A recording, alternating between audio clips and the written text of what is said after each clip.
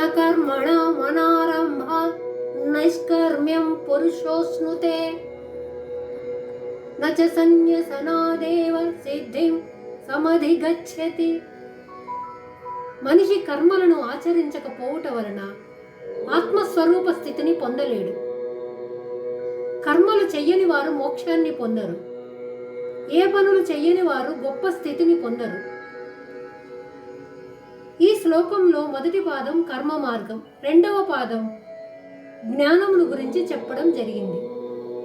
కర్మ మార్గమును అనుసరించేవారు తాము చెయ్యవలసిన ధర్మాన్ని, ఇంకా తాము చెయ్యవలసిన పనిని, ఇంకా తాము నిర్ణయించిన పనిని చెయ్యనప్పుడు వారి మనస్సుకు శాంతి కలుగదు.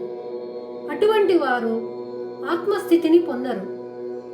అలాగే జ్ఞాన మార్గంలో ఉన్నవారు బయట జరుగుతున్న విషయాల అన్నింటినీ వదిలిపెట్టడం వల్ల మోక్షం ఎప్పటికీ లభించదు. ఎందుకంటే మోక్షమునకు అంతఃసన్యాసము, వాసనాక్షయము తప్పనిసరి. అంటే సాధించాలనుకునేవారు మనస్సు ప్రశాంతంగా ఉంచి బయటి విషయాల గురించి తలచుకోకుండా ఉండాలి.